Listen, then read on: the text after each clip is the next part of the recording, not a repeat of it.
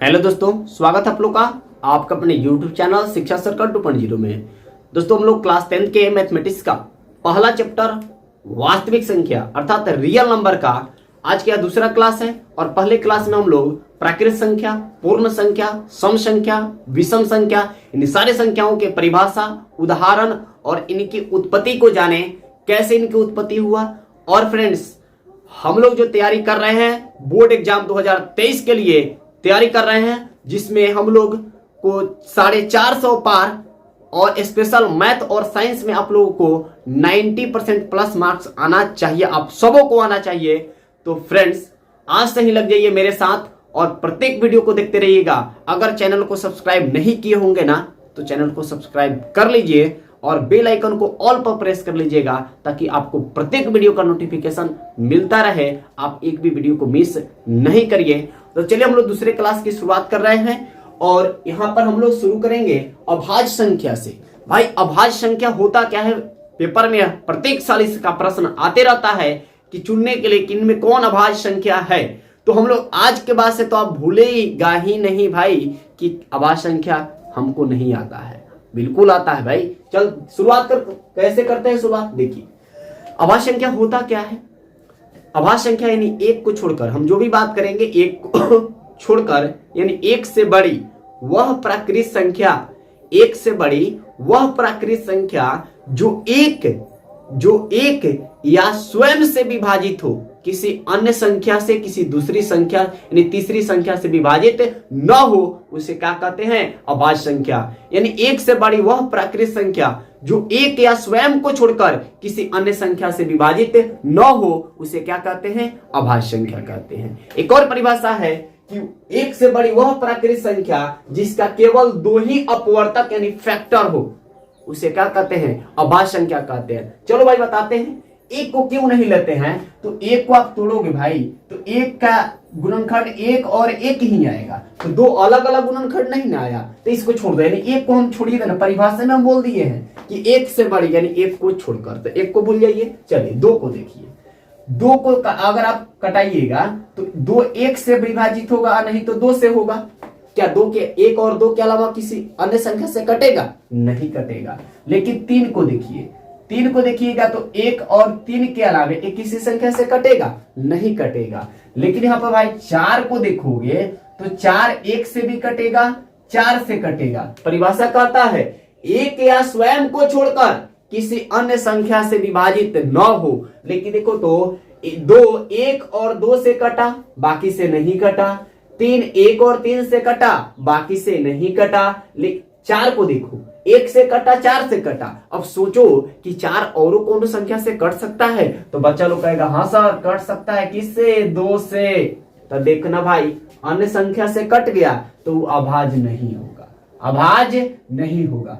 चलो आगे देखो, चार के बाद क्या आता है? पांच।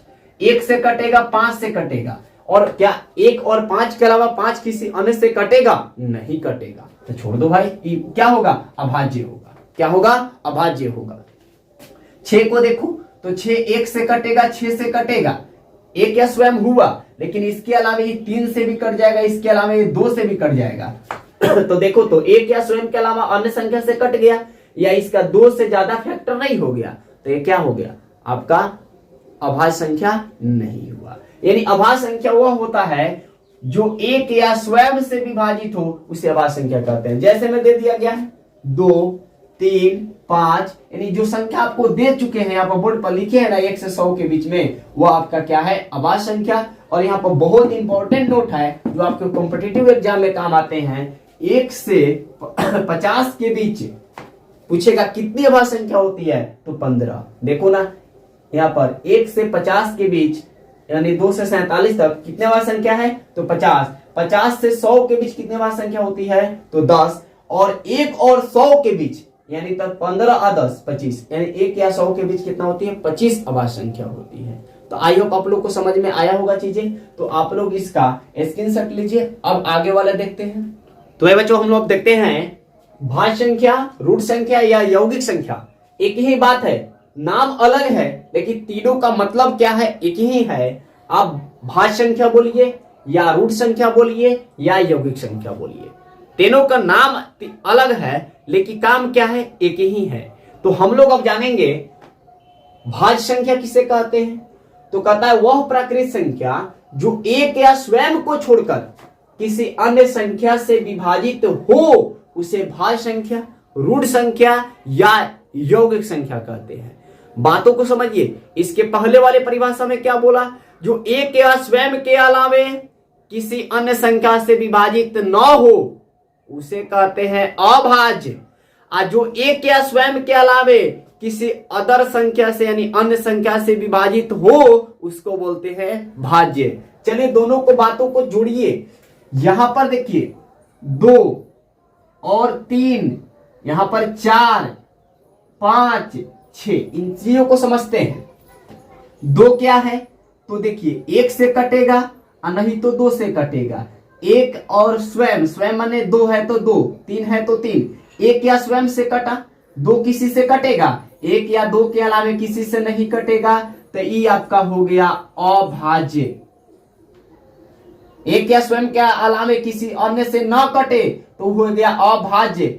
उसी तरह 3, 1 से कटेगा नहीं तो 3 से कटेगा, इसके अलावा किसी से कटेगा नहीं कटेगा, तो ये हो गया अभाज्य। 4 को देखिए, तो 4 को देखिएगा तो 1 से कटेगा, 4 से कटेगा, लेकिन इसके अलावे यह 2 से भी तो कट जाएगा।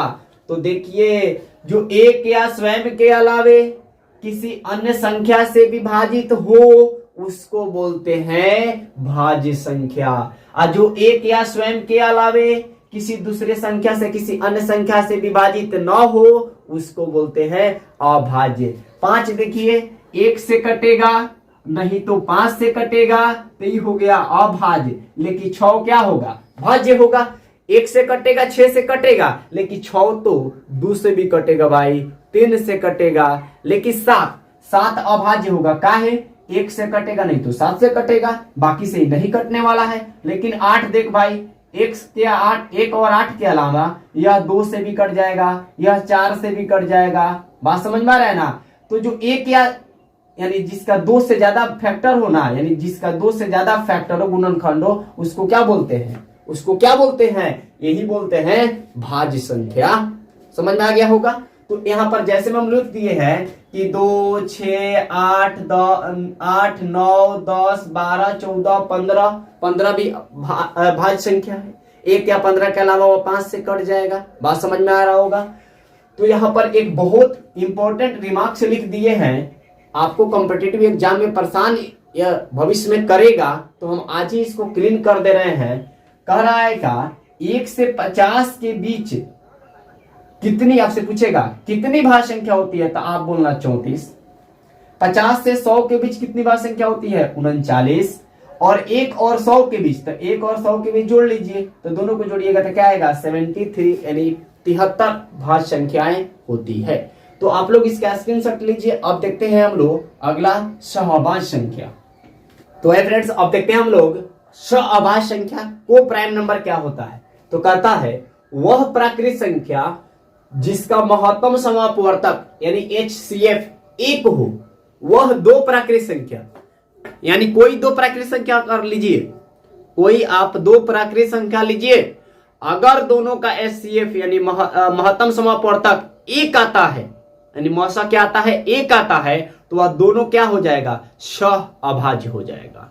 जैसे अब लिए हैं 17 और 23, 17 और 23 का HCF निकालिएगा तो क्या आएगा, 1 आएगा। HCF आता है ना, निकाल के चेक करिएगा। 23 और 29 का HCF क्या आएगा, 1 आएगा।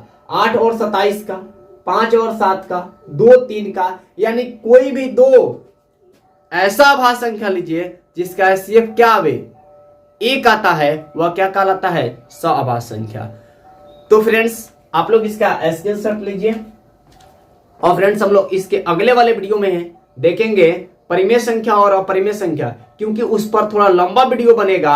आपको परिमेय और अपरिमेय पहचानने का तरीका बताएंगे, बेहतरीन तरीका बताएंगे। इसीलिए हम इस वीडियो को छोटा बना रहे हैं ताकि उस वीडियो में ज्यादा एफर्ट लगाया जाएगा। तो फ्रेंड्स अगर आपको समझ में आया है तो वीडियो को ज्यादा से ज्यादा शेयर करिए ताकि और भी स्टूडेंट जुड़े और इसका लाभ उठा सके।